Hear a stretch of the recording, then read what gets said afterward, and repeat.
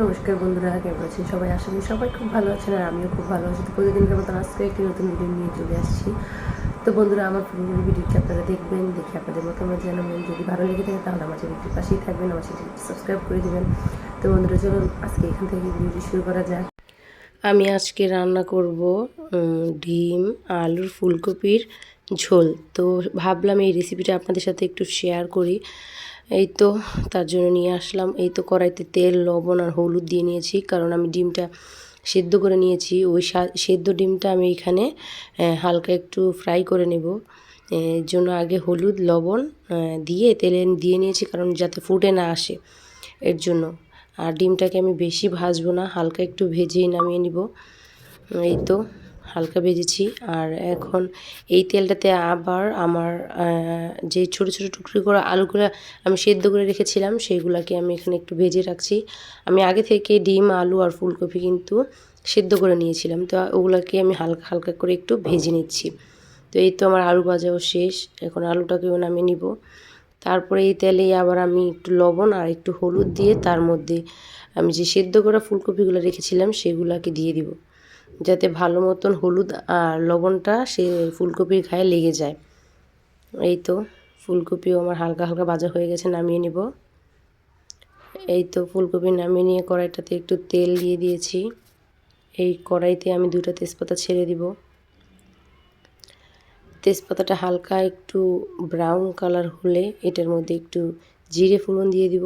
এই তো জিরেটা একটু কালার আসলেই এটার মধ্যে পেঁয়াজ দিয়ে দিব, কুচি করা পেঁয়াজ। তো কুচি করা পেঁয়াজটা একটু নাড়াচাড়া করব, তার মধ্যে একটু আমি লবণ দিয়ে দিব, কারণ লবণ দিলে হয় কি পেঁয়াজটা একটু তাড়াতাড়ি নরম হয়ে যায় আর কি। তো এই তো লবণ দিয়ে দিয়েছি। এখন নেড়ে চেড়ে এটাকে একটু ব্রাউন কালার শেপ এনে এটার মধ্যে হলুদ আর একটু জল দিয়ে দিয়েছি, কারণ যাতে মশলাটা পুড়ে না যায়। এর জন্য জলটা দেওয়া হয়েছে। তো এখানে এখন দিয়ে দিলাম ধনিয়ার গুঁড়া, তারপরে মরিচের গুঁড়া। আমি কাঁচামরিচ ইউজ করব না, আপনারা চাইলে কাঁচামরিচ ইউজ করতে পারেন। তো একটু নেড়েচেড়ে এটার মধ্যে দিয়ে দিচ্ছি জিরে বাটাটা দেওয়ার পর এখন দিয়ে দিব একটু পেঁয়াজ রসুনের বাটা আর কি, একটু একটু করে নিয়েছি। তো ওইগুলো দিয়ে একটু ভালো করে কষিয়ে নিব এটা, যাতে মশলার কাঁচা গন্ধটা চলে যায়। এই তো তেল ছেড়ে দিয়েছে মশলা থেকে। এখন আমি ফুলকপি আলু ডিম সব কিছু এটাতে দিয়ে এটার মধ্যে একটু মশলাগুলো একটু ভালো করে যাতে তার সবজিগুলা ডিমের শরীরে লেগে যায়, তার জন্য একটু হালকা হালকা করে একটু ভেজে নিচ্ছি। এই তো একটু আমি এখানে ঠান্ডা জল দিয়েছি, আপনারা চাইলে গরম জলও ইউজ করতে পারেন। তো আমার আসলে গরমকাল তো এসে গেছে, এখন ছাদের ট্যাঙ্কির জলটাই আসলে এখন গরম হয়ে থাকে, এর জন্য এটাই দিয়ে দিয়েছি। আর এই তো একটু গরম মশলা দিয়ে দিলাম। এই দেখুন কালারটা কত সুন্দর হয়েছে ডিমের। এটাকে ভালো করে ফুটিয়ে নিচ্ছি, না হলে ঝোলটা আবার খেতে একটু টেস্ট লাগবে না।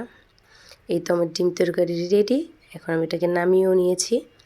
দেখুন কালারটা কত সুন্দর হয়েছে। তো বন্ধুরা, আপনারা চাইলেও এরকম রেসিপি আপনাদের বাসায় বানিয়ে খেতে পারেন, খুবই টেস্টি, খুবই মজাদার। তো আমার খুবই ভালো লাগে, আমার ফ্যামিলির সবাই এটা খুব পছন্দ করে, কিন্তু আমরা তো সবাই নেই, এখন আমি আর আমার মেয়ে, তার জন্য 2টা ডিমই দিয়েছি। তো বন্ধুরা ভালো থাকবেন, নমস্কার।